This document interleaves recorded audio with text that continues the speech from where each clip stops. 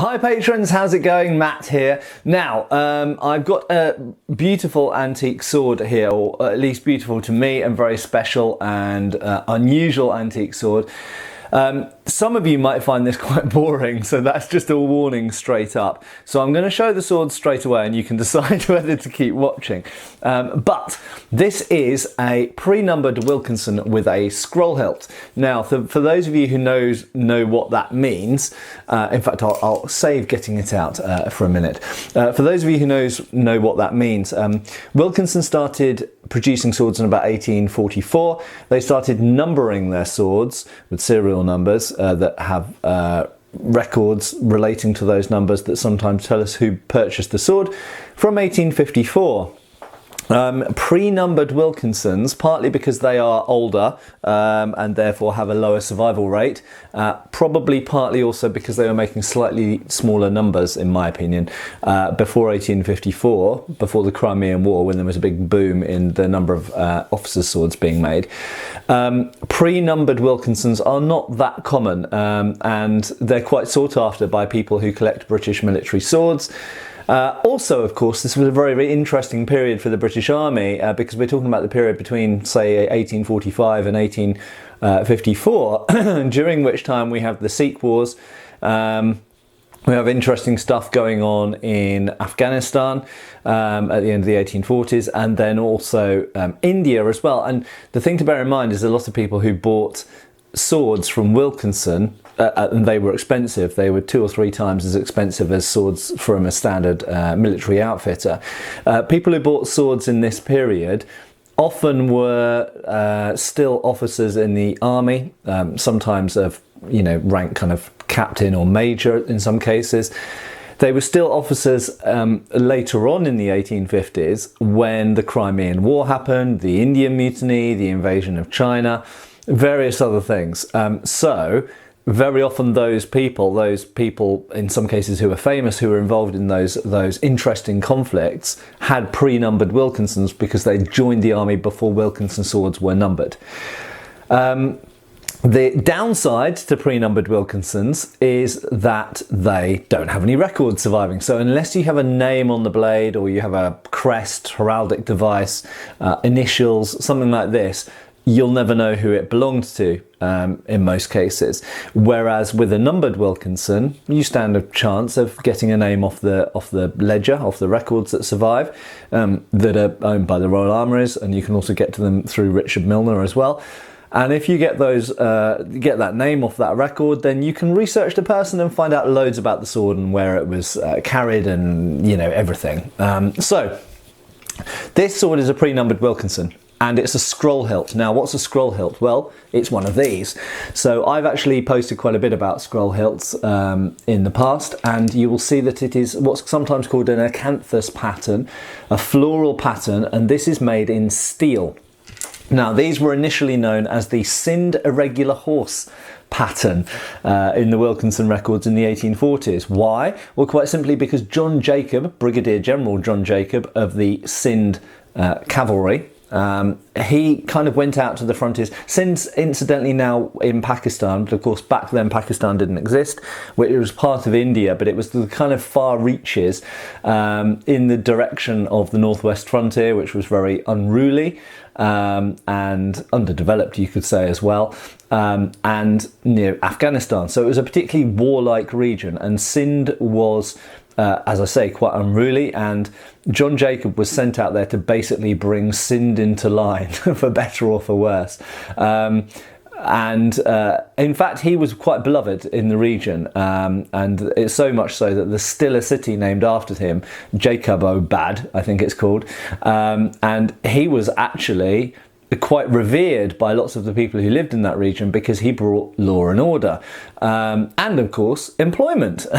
And you've got to remember that a lot of these regions, that yes, absolutely, they were victims of colonialism from one point of view, but in another point of view they got a functional government and law and order, and in some cases new jobs were created, industries, lots of people were employed by the army, and so on and so forth. So not getting into politics, but at the time, those governors, those regional governors, were actually loved by some of the locals and hated by others of the locals. It depends which side of the fence you ended up on. One of the things that John Jacob was very prominent in doing was developing new ways of operating military personnel, particularly also in policing activities, that is, enforcing law and order within a region. And he had a personal interest in weapons. Now, he's most famous perhaps for the Jacob patent double-barreled rifle, which is a very cool rifle, muzzle loader, because this is pre-breech loaders really. So we're talking about 1840s really. So it's a muzzle loader, double-barreled rifle. Looks a bit like a double-barreled shotgun, but it's a rifle. And this was a very accurate, very well-made rifle. You can still buy antique examples, but they're very expensive. And they were accurate up to about 1,000 yards. And originally, they were also equipped with exploding bullets. That's right, exploding bullets, mercury-filled bullets. And the idea was, if you saw enemy artillery, bear in mind that guns carried limbers which carried their ammunition in as well. So you'd have the gun on a sort of carriage, you'd have the ammunition on a carriage, and then that would be strung up to, in the case of in India, either an elephant or ox, sometimes horses or mules or whatever, but usually either oxen or elephants, I believe, in India. And the idea was, with this rifle, if you saw enemy artillery, you could get your special patent rifle with its exploding bullets out, and you could shoot the ammunition carriage and blow the whole lot up, which was pretty damn cool stuff. But aside from inventing stuff to do with guns, and he had his own firing range where he tested in Sindh, where he tested his own sort of designs of guns, all this kind of stuff. He also designed swords, or had views on swords, and in fact his writings about swords have been left to us. He had some very strong opinions on scabbards, and said that scabbards should be wood-lined to preserve the edges. Great idea. And some of them, in fact I've got some antique examples, were made following his advice. But I'll save that for another video. So this sword features this hilt, and many of the officers serving under John Jacob, and indeed John Jacob himself, his sword, one of his swords, he's got at least about 3 or 4, survives in the Royal Armouries, and they carry this style of hilt. So it seems to be, whether he invented it, we don't know. Whether Wilkinson invented it or designed it for him, we don't know. We don't know who designed the hilt originally, but what we do know is that John Jacob and the Scinde Regular Cavalry, who were his cavalry force, basically made this style of hilt famous. Now, in the aftermath of that, so we're talking about the late 1840s, various other officers going to India decided, instead of getting their usual regulation sword, to get one of these hilts, because these were regarded as more protective, better looking, and they had that association and kudos of the John Jacob connection, and he was quite legendary in his own time. So lots of high-ranking officers ordered new swords with these hilts in India. And indeed, lots of officers going out to India, if they had money to burn, bought one of these instead of their regulation sword. Particularly, it has to be said, cavalry officers. By and large, it wouldn't be normal for an infantry officer to be allowed to carry one of these around, certainly not in full dress, i.e. for parade.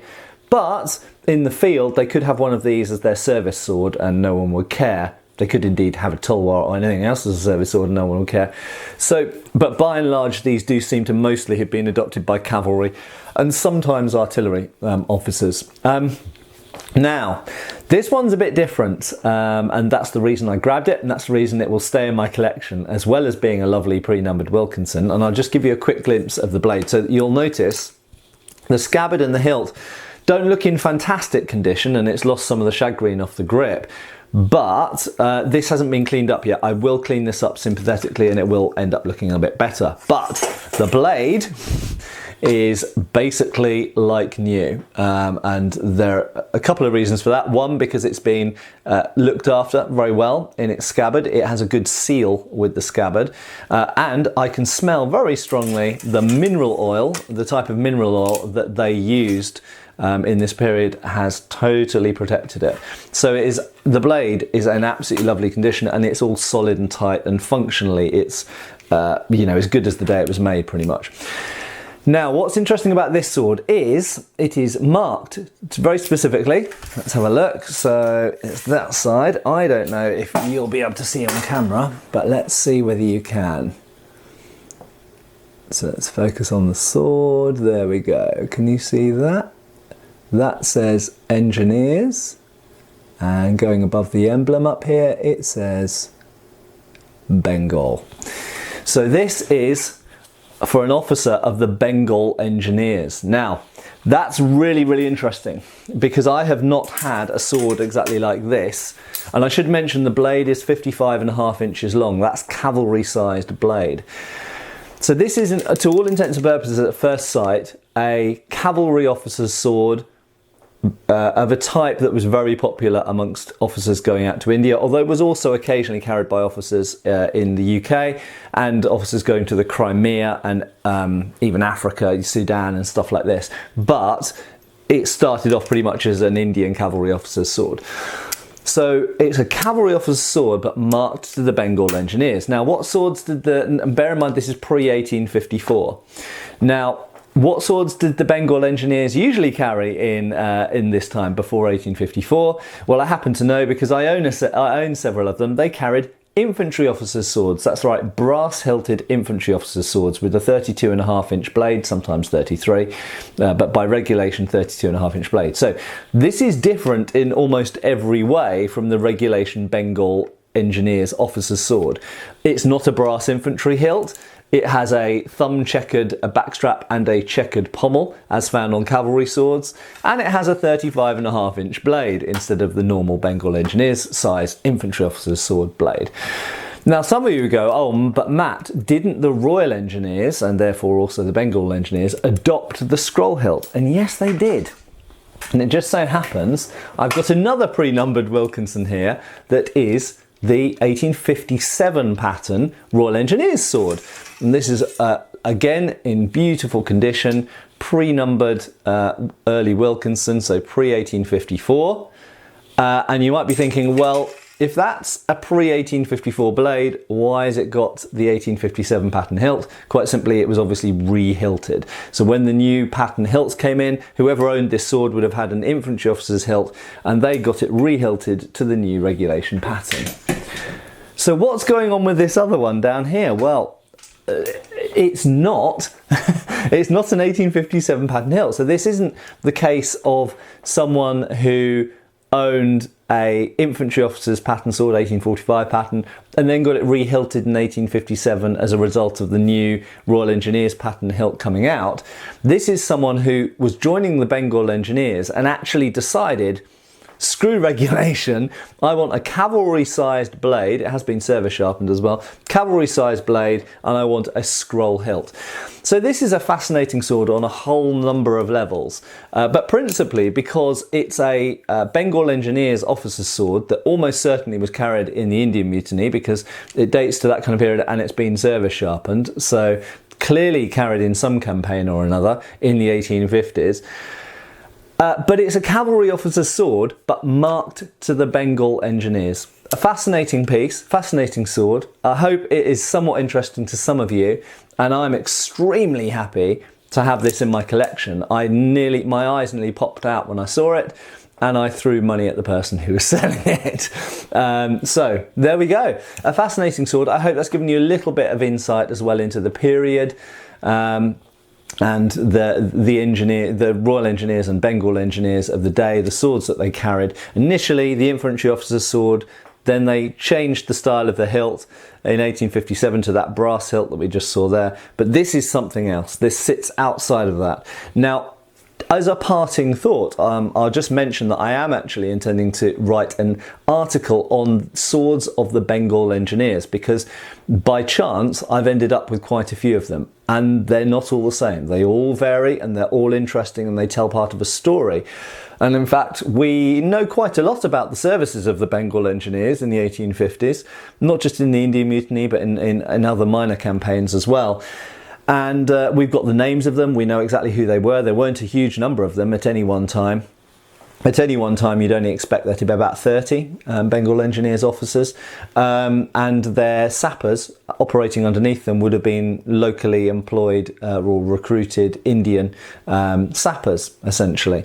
And they would have been engaged in mining during sieges, things like that, also setting up positions for artillery during war, and then during peacetime they were involved in things as diverse as irrigation systems, digging wells for military and non-military use, laying railways, the ground for railways, telegraph systems, all this kind of stuff. So they had a hugely interesting role in the civilian world as well as in the military world.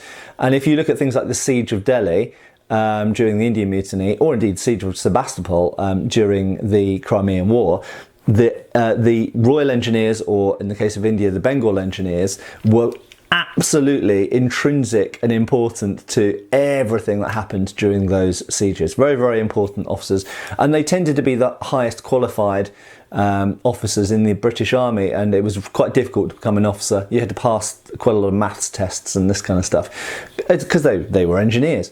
So very interesting sort of field of study.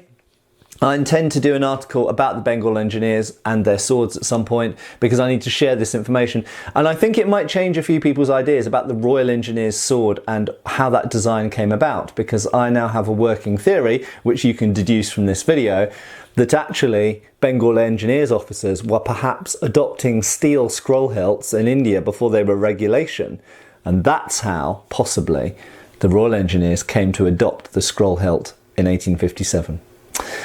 Anyway, thanks a lot for watching. I'll see you again before the end of the month in a couple of days for another Patreon video, and of course I'll see you on the public channel as well. There's a big video going up this evening.